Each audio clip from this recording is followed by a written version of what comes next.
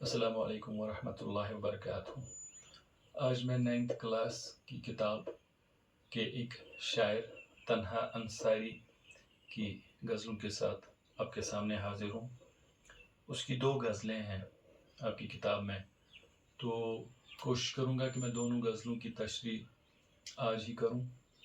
देखते हैं हो सकता है कि नहीं।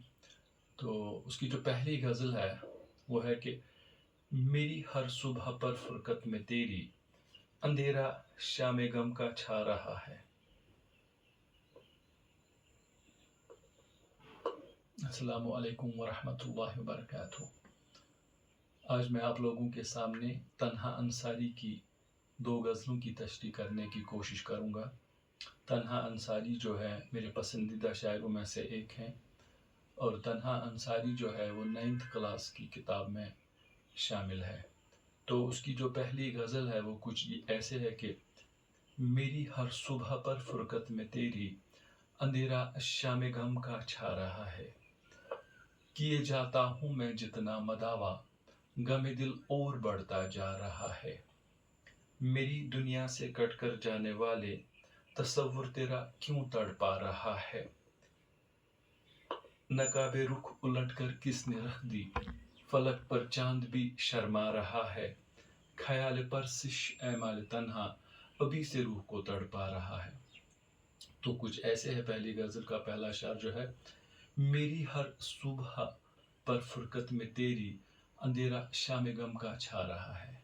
ऐ मेरे महबूब, तुम्हारी जुदाई के गम की वजह से सुबह के वक्त भी मेरी आंखों के सामने वैसा ही अंधेरा होता है जैसा अंधेरा शाम होने के बाद होता है। इस शेर में तन्हा अंसारी फरमाते हैं कि ऐ मेरे महबूब, तुम्हारी जुदाई के गम की वजह से सुबह के वक्त भी मेरी आंखों के सामने वैसा ही अंधेरा होता है जैसा अंधेरा शाम होने के बाद होता है।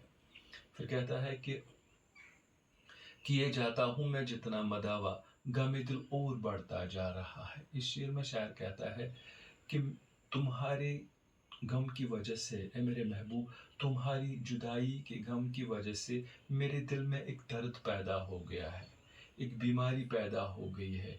इस बीमारी का मैं, इस दर्द का मैं जितना इलाज करता हूँ उतना ही ये दर्द, उतना ही ये बीमारी बढ़ती चली जाती है। इस शेर में तन्हा अंसारी फरमाते हैं कि ए मेरे महबूब, तुम्हारी जुदाई के गम की वजह से मेरे दिल में एक दर्द पैदा हो गया, एक बीमारी पैदा हुई है।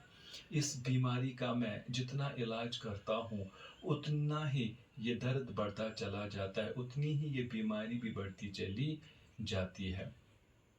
फिर कहता है, मेरी दुनिया से कट कर जाने वाले तसव्वुर तेरा क्यों तड़पा रहा है। इस शेर में शायर फरमाते हैं कि ए मेरे महबूब, अब अगर तुम मेरी ज़िंदगी में शामिल नहीं हो, अगर तुम मेरी ज़िंदगी से दूर हो चुके हो, अब अगर तुम मेरी ज़िंदगी में नहीं हो, तो फिर मुझे बार बार तुम्हारा ख्याल परेशान क्यों करता है, फिर बार बार मुझे तुम्हारी याद क्यों आती है। इस शायर में तन्हा अंसारी फरमाते हैं कि ए मेरे महबूब, अगर अब तुम मेरी ज़िंदगी में शामिल नहीं हो, अगर तुम मेरी ज़िंदगी से अब दूर जा चुके हो, तो फिर मुझे बार बार तुम्हारा ख्याल क्यों आता है, बार बार मुझे तुम्हारी याद परेशान क्यों करती है। फिर फोर्थ में है कि नकाबे रुख उलट कर किसने रख दी, फलक पर चांद भी शर्मा रहा है। शेर में तन्हा अंसारी फरमाते हैं कि न जाने किसने मेरे महबूब के चेहरे से उसका नकाब हटा दिया, न जाने किसने मेरे महबूब के चेहरे से उसका पर्दा हटा लिया कि उसकी खूबसूरती को देखकर आसमान पर मौजूद खूबसूरत चांद भी शर्माने लगा। इस शायर में तन्हा अंसारी फरमाते हैं कि ये न जाने किसने मेरे महबूब के चेहरे से उसका नकाब हटा दिया, उसका पर्दा हटा दिया कि उसकी खूबसूरती को देखकर फिर आसमान पर मौजूद खूबसूरत चांद भी शर्माने लगा। और लास्ट का जो शायर है इसका, ख्याल परसिश ऐमाल तन्हा, अभी से रूह को तड़पा रहा है। इस शायर में तन्हा अंसारी अपने आप से मुखातिब होकर फरमाते हैं कि एक दिन मरना है और मरने के बाद हर इंसान को हिसाब देना है। उसने ज़िंदगी में जो कुछ भी किया होगा ان اعمالوں کا حساب دینا ہے۔ مجھے ابھی سے اس بات کی فکر ہو رہی ہے، مجھے ابھی سے اس بات کا ڈر لگ رہا ہے کہ جب میں جاؤں گا تو میں اپنے اعمالوں کا کیا جواب دوں گا۔ اس شعر میں تنہا انصاری اپنے آپ سے مخاطب ہو کر فرماتے ہیں کہ ایک دن مرنا ہے، ہر انسان کو مرنا ہے، اور مرنے کے بعد اعمالوں کا حساب دینا ہے۔ مجھے ابھی سے اس بات کی فکر ہو رہی ہے کہ جب مجھ سے میرے اعمالوں کے بارے میں پوچھا جائے گا تو میں کیا جواب دوں گا۔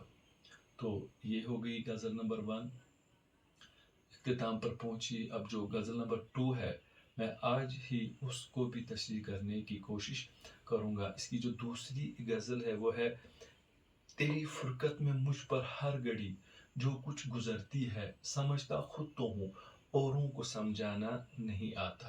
میں گل ہوں مسکرا رہتا ہوں طوفانوں کے عالم میں، خزاں کے تند جھونکوں میں بھی مرجانا نہیں آتا۔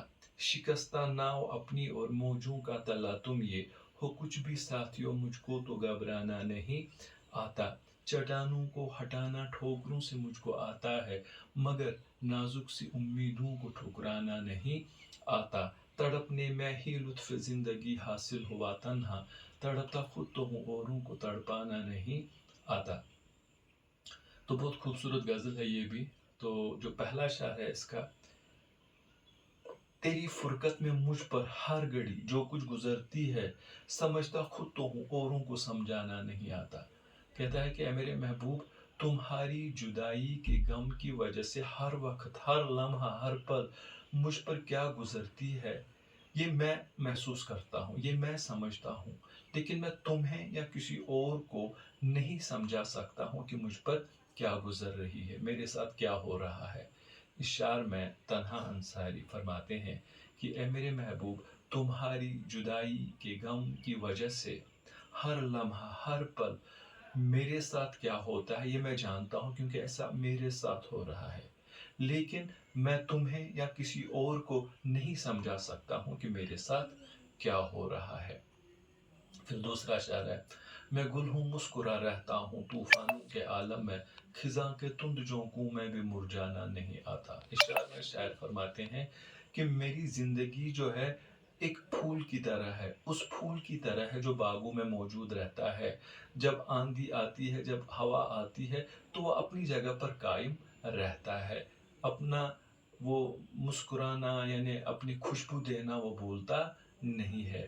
اسی طرح میرے ساتھ بھی ایسا ہی ہوتا ہے، مجھ پر بھی غموں کی بارش ہوتی ہے، میں بھی غموں کا سامنا کرتا ہوں، لیکن اپنی جگہ پر قائم رہتا ہوں۔ اس شعر میں شاعر فرماتے ہیں کہ میری زندگی پھولوں کی طرح ہے، ایک پھول کی طرح ہے جو خزاں میں بھی، جو طوفانوں میں بھی، جو ہر موسم میں اپنی جگہ پر قائم رہتا ہے اور اپنی خوشبو کو برابر دیتا رہتا ہے، ڈٹا رہتا ہے، اپنی جگہ سے ہلتا نہیں ہے۔ میں بھی ایسے ہی ہوں، مجھے بھی غموں کا سامنا کرنا پڑتا ہے، لیکن میں بھی اپنی جگہ پر بالکل قائم ہوں۔ پھر کہتا ہے: شکستہ ناؤ اپنی اور موجوں کا تلا تم یہ ہو کچھ بھی ساتھیوں، مجھ کو تو گھبرانا نہیں آتا ہے۔ اس شعر میں شاعر فرماتے ہیں کہ جو انسان کی زندگی ہے ایک ناؤ کی طرح ہے، اور یہ جو دنیا ہے ایک سمندر کی طرح ہے۔ انسان کو پتا ہے کہ مجھے ایک دن مرنا ہے، اور مگر وہ مرنے کے ڈر سے جینا نہیں چھوڑتا ہے۔ یہاں پر شاعر کچھ ایسا ہی کہہ رہا ہے۔ شاعر کہتے ہیں کہ میری جو زندگی ہے ایک ٹوٹی ہوئی ناؤ کی طرح ہے۔ ٹوٹی کا مطلب ہو گیا موت، جس کو آنا ہے۔ اس شعر میں شاعر فرماتے ہیں کہ میری زندگی جو ہے ایک ٹوٹی ہوئی ناؤ کی طرح ہے جو دنیا کے اس سمندر میں آگے بڑھ رہی ہے۔ میری ناؤ میں چونکہ ایک سوراخ ہے، اور یہ ناؤ اس سوراخ کی وجہ سے کہیں پر بھی ڈوب سکتی ہے، لیکن ڈوبنے کے ڈر سے میں نے آگے بڑھنا نہیں چھوڑا ہے۔ اس شعر میں تنہا انصاری فرماتے ہیں کہ میری زندگی ایک ٹوٹی ہوئی ناؤ کی طرح ہے جو دنیا کے اس سمندر میں سیر کر رہی ہے، آگے بڑھ رہی ہے، لیکن میری اس ناؤ میں جو سوراخ ہے، اس سوراخ کی وجہ سے میری یہ ناؤ کہیں پر بھی ڈوب سکتی ہے، مگر ڈوبنے کے ڈر سے میں نے آگے بڑھنا نہیں چھوڑا ہے۔ پھر کہتا ہے کہ چٹانوں کو ہٹانا ٹھوکروں سے مجھ کو آتا ہے، مگر نازک سی امیدوں کو ٹھکرانا نہیں آتا۔ اس شعر میں تنہا انصاری فرماتے ہیں کہ وقت آنے پر مجھ میں اتنی طاقت ہوتی ہے کہ میں کسی بھی طوفان کا سامنا کر سکتا ہوں، یہاں تک کہ چٹانوں کو بھی ٹھوکروں سے گرا سکتا ہوں، لیکن وقت آنے پر مجھ میں اتنی بھی طاقت نہیں رہتی ہے کہ اپنے دل کی ایک چھوٹی سی نازک سی امید کو ٹھکرا سکوں۔ اس شعر میں تنہا انصاری فرماتے ہیں کہ وقت آنے پر مجھ میں اتنی طاقت ہوتی ہے کہ میں چٹانوں کو بھی ٹھوکروں سے گرا سکتا ہوں، کسی بھی طوفان کا سامنا کر سکتا ہوں، لیکن وقت آنے پر مجھ میں اتنی سی بھی طاقت نہیں رہتی ہے کہ اپنے دل کی ایک چھوٹی سی نا امید کو میں ٹھکرا سکوں۔ لاسٹ میں کہتا ہے کہ تڑپنے میں ہی لطف زندگی حاصل ہوا تنہا، تڑپتا خود تو ہوں اوروں کو تڑپانا نہیں آتا۔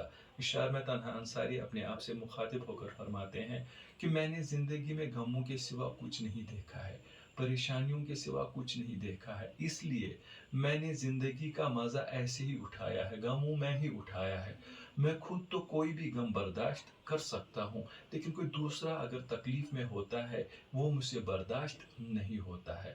اس شعر میں تنہا انصاری اپنے آپ سے مخاطب ہو کر فرماتے ہیں کہ چونکہ میں نے زندگی میں غموں اور پریشانیوں کے سوا کچھ نہیں دیکھا ہے، اس لیے میں نے زندگی کا مزہ غموں سے ہی اٹھایا ہے۔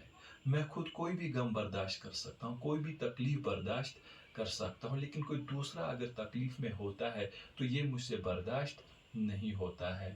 تو یہ تھی تنہا انصاری کی دوسری غزل جو اختتام پذیر ہوئی۔ تو آج میں نے کوشش کی کہ میں تنہا انصاری کی دونوں غزلوں کے ساتھ انصاف کروں، کوشش تو میری رہی، باقی آپ جانتے ہیں اور جن کو سمجھ میں آتا ہے وہ جانتے ہیں کہ کیا میں صحیح بول سکا یا نہیں۔ اگر مجھ سے کوئی غلطی ہوئی ہوگی اس کے لیے میں معذرت خواہ ہوں، اور آپ لوگوں سے آج پھر میں یہی گزارش کر رہا ہوں کہ اگر آپ کو میری شاعری اچھی لگتی ہے، پسند آتی ہے تو لائک کیجیے گا اور میری اس یوٹیوب چینل کو آپ سبسکرائب کیجیے گا، وہ آپ کی مہربانی ہوگی، اور اگر آپ نہیں بھی کرو گے تب بھی میں آپ کے لیے بولتا رہوں گا۔ اس کے ساتھ ہی خدا حافظ۔